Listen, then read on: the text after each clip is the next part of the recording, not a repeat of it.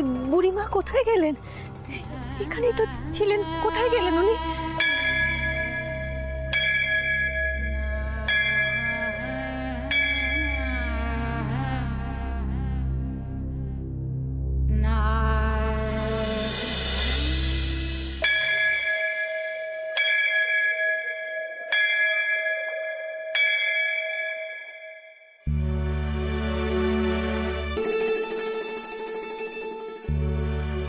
কি অন্যায় করেছি আমি?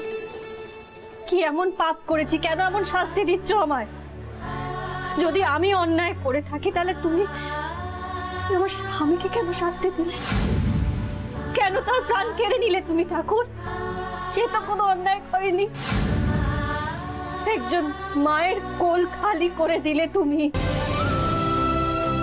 একজন মেয়ে থেকে তার বাবাকে কেড়ে নিলে কেন? তারা তো কোনো অন্যায় করেনি। আমি পাপ করেছি, তুমি আমাকে শাস্তি দেবে, তাই তো? বেশ, সমস্ত শাস্তি আমি মাথা পেতে নেব। তুমি আমাকে কষ্ট দেবে, তিলে তিলে মারবে, আমি সহ্য করব। দয়া করে আমার পরিবারটাকে কষ্ট দিও না, তাদেরকে শাস্তি দিও না। তারা কোনো অন্যায় করেনি, তাদের খেয়াল রেখো ঠাকুর। আমি সারাটা জীবন তোমাকে নিয়ে এসেছি, তোমার পুজো করে এসেছি। মরণ কাল আমি তাই করব। তুমি আমার পরীক্ষা নেবে তো? নাও আমার পরীক্ষা, সব পরীক্ষা আমি দেব। আমিও দেখতে চাই তুমি আমার আর কত পরীক্ষা নেবে।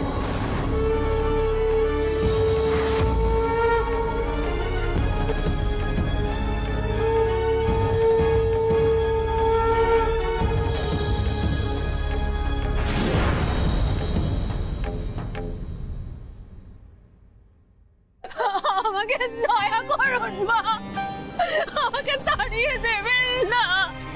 বিয়ের পর স্বামীর ঘরে তো মেয়েদের কাছে সব বলুন, আমি কোথায় যাবো? আমি আপনার পায়ে পড়ছি। ছাড়ো, ছাড়ো আমার পা। অলক্ষণে মেয়ে একটা আমার ছেলেটাকে খেয়েছে। তুমি কি ভাবছো আমি তোমাকে ঘরে নেব? আমার সংসারটা তুমি খেয়ে ফেলবে এবার।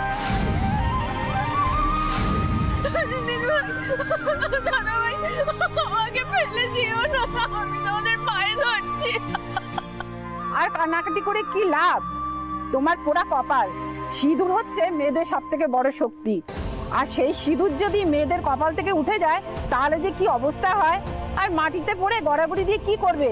যা ওখানে ঘাট আছে, ঘাটে গিয়ে ডুবে মরো। এসব কি বলছেন আপনি? মেয়েটাকে আত্মহত্যা করতে বাধ্য করছেন? আপনি কি মানুষ?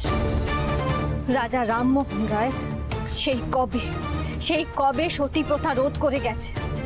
তিনি সকলকে বুঝিয়ে গেছেন স্বামী মারা গেলে স্ত্রীর জীবন শেষ হয়ে যায় না।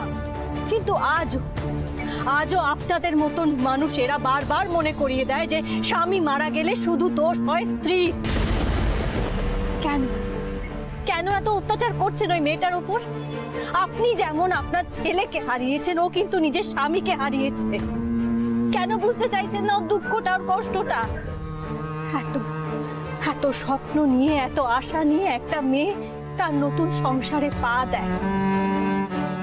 আপনি নিজের ছেলেকে হারিয়েছেন, একজন বাবা তার সন্তানকে হারিয়েছে, কিন্তু একজন স্ত্রী তার সব থেকে প্রিয় ধন, তার স্বামীকে হারিয়েছে, তার সব থেকে কাছের মানুষকে হারিয়েছে।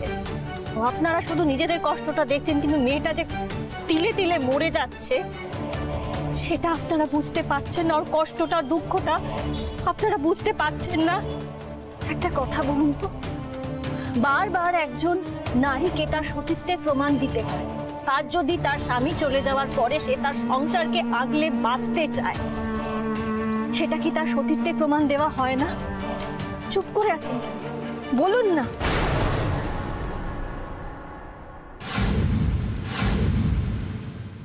তুমি কে মা আমি জানি না, কিন্তু তুমি আজ আমার চোখটা খুলে দিয়েছো। সত্যি তো এই মেয়েটাকে আমি কত আদর করে বরণ করেছিলাম, আমার ছেলেটাকে হারিয়ে ফেলেছি তো তাই মাথাটা কেমন যেন হয়ে গেছে। আমার ছেলে এই বউকে খুব ভালোবাসতো, আর আমি অন্ধবিশ্বাসে তার এই ভালোবাসাকে পায়ের তলায় ঠেলে দিচ্ছিলাম। আমাকে তুমি ক্ষমা করো মা, আমার ভুল হয়ে গেছে।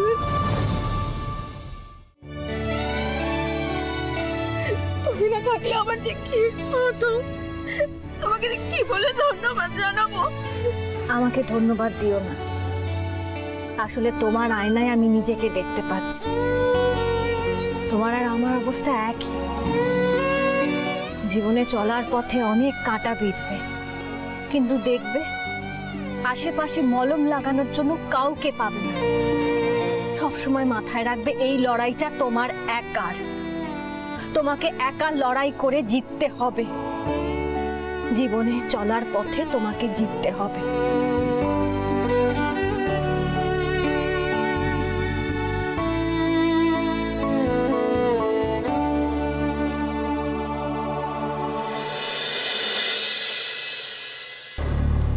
প্রেশারটা এখনো হাই।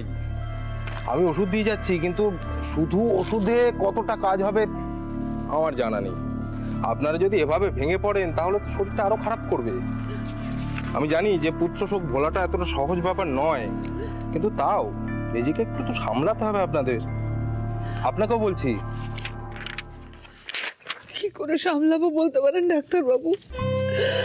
আমি যে ভাবতে পারছি না কত আনন্দ করে ছেলেটা আমার বউকে নিয়ে গেল বেড়াতে, আর ফিরলো কিনা চাদরে ঠিক। মা প্লিজ, তোমার শরীরটা ভালো নেই, এসব আর বলো না। এখানে সব লিখে দিয়েছি। এখন উদয়ন বাবুকে কিন্তু খুব সাবধানে রাখতে হবে। খাওয়া দাওয়ার কোনো অনিয়ম করা যাবে না। এখন কাউকে অন্তত খুব প্র্যাকটিক্যালি সিচুয়েশনটাকে হ্যান্ডেল করতে হবে, তা না হলে কিন্তু ওনাদেরকে বাঁচানো যাবে না। আপনি কোনো চিন্তা করবেন না ডক্টর, আমরা কোনো অনিয়ম হতে দেব না। ঠিক আছে, খেয়াল রাখবেন। আসি।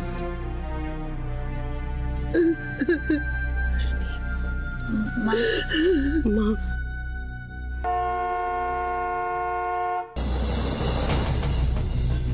রোশনি,